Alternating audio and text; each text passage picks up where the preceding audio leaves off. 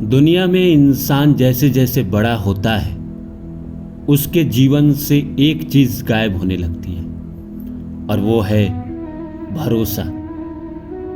एक छोटा सा बच्चा जो किसी ऊंची दीवार पे खड़ा है और नीचे उसके पिता या माता है और उसको वो कहते हैं ऊपर से कूदने के लिए हाथ आगे बढ़ाते हैं। वो छोटा सा बच्चा जो 2-3 साल 4 साल का है और बिना इसकी परवाह किए कि उसके पिता या उसकी माता उसको पकड़ पाएंगे या नहीं पाएंगे, वो कूद जाता है क्योंकि उस छोटे से बच्चे का भरोसा है अपने पिता पे, अपने माता पे। लेकिन हम जैसे इंसान जो कहीं ना कहीं एडल्ट हो चुके हैं, 18 से ऊपर, 20, 25, 30, 35, 40, 50, 60 वाले जो लोग होते हैं वो भरोसा नहीं कर पाते भगवान पे। अगर इस संसार को देखें तो हमारा तो भगवान पे भरोसा बनता है। जिस तरह एक छोटे बच्चे अपने पिता पे भरोसा करता है, उसी तरह हमारे तो असली जो पिता है सारे मनुष्य का, वो कहीं ना कहीं ईश्वर है। फिर भी हम ईश्वर पे भरोसा नहीं करते।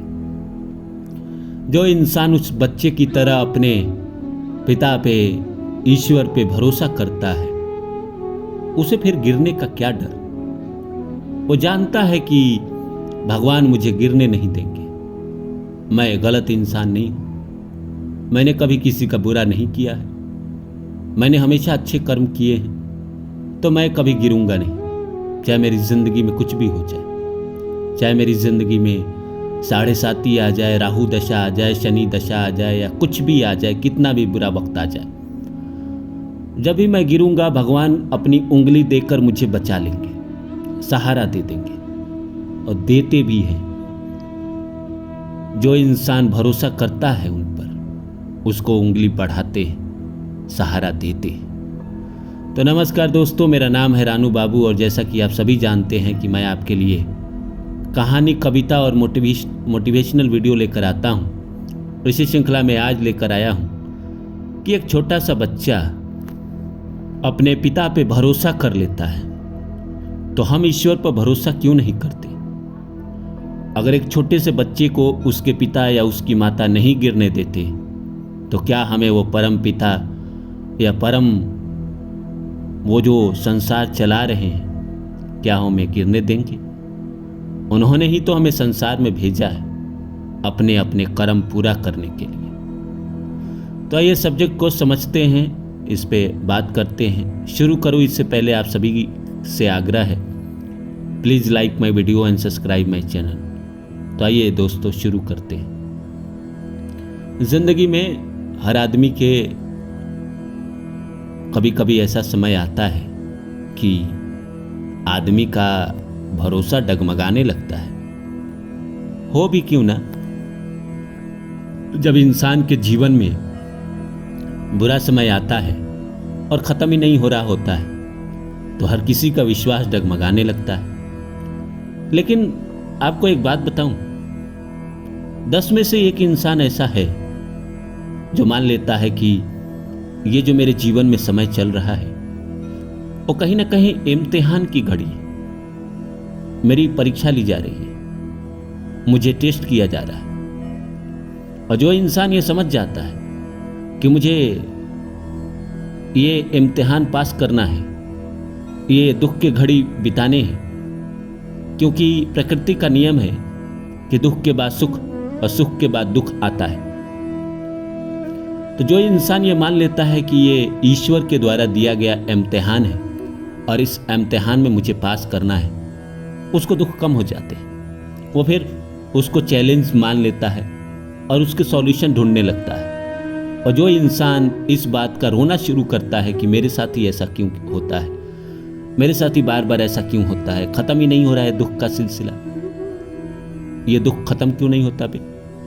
जो विकी कौशल का लाइन है फिल्म आसान से, वो वाला चिपका लेता है इंसान और उसका इम्तिहान और बढ़ता जाता है, क्योंकि वो एक्सेप्ट नहीं करता है। और जिस आदमी ने एक्सेप्ट कर लिया कि ये इम्तिहान है ईश्वर का, आज नहीं तो कल ख़त्म हो जाएगा, उसके जीवन से ख़त्म हो जाता है। और ओशो कहते हैं कि अगर तुम्हारे जीवन में दुख आए तो समझ लेना कि सुख कहीं आता होगा, पीछे होगा, क्योंकि दुख के बाद सुख आता ही आता है। तो इसलिए अगर तुम्हारे जीवन में दुख चल रहा है तो तुम्हें खुश हो जाना चाहिए कि कहीं ना कहीं पीछे सुख आता ही होगा। और सुख के दिन चल रहे हैं तो तुम्हें ध्यान रखना चाहिए, क्योंकि सुख चल रहे हैं तो पीछे दुख आता ही होगा।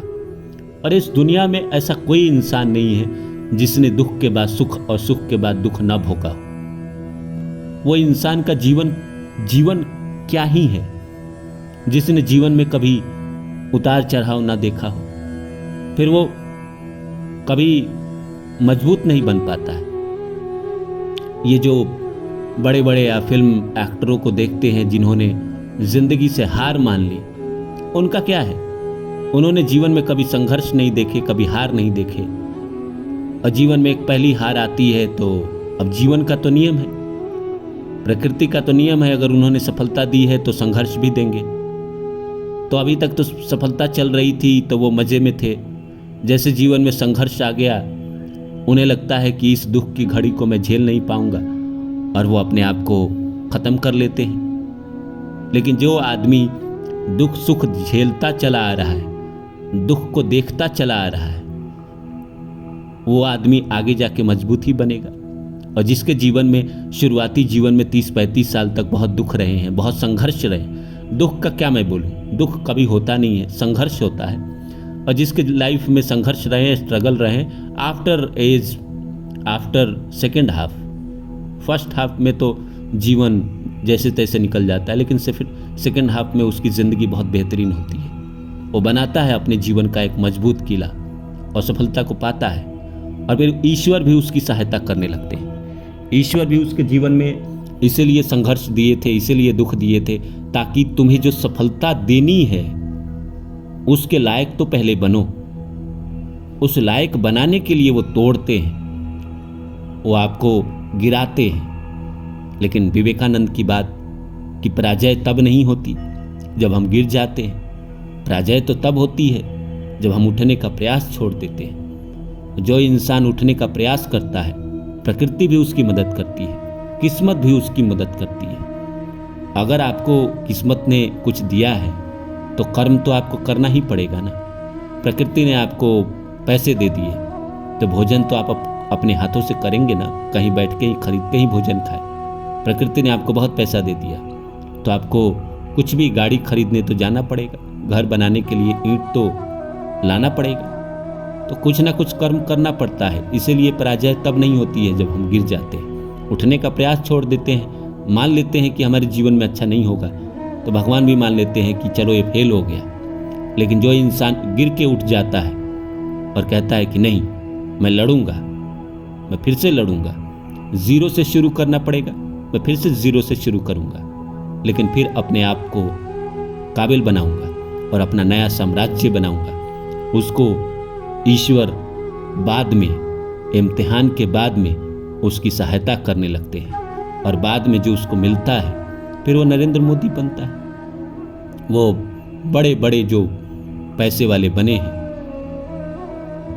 वो सब इंसान बनता है। अब देख लो, दुनिया में जितना भी बड़ा बना है, कुछ लोगों को छोड़ के जो खानदानी रईस है, सबने स्ट्रगल किया है।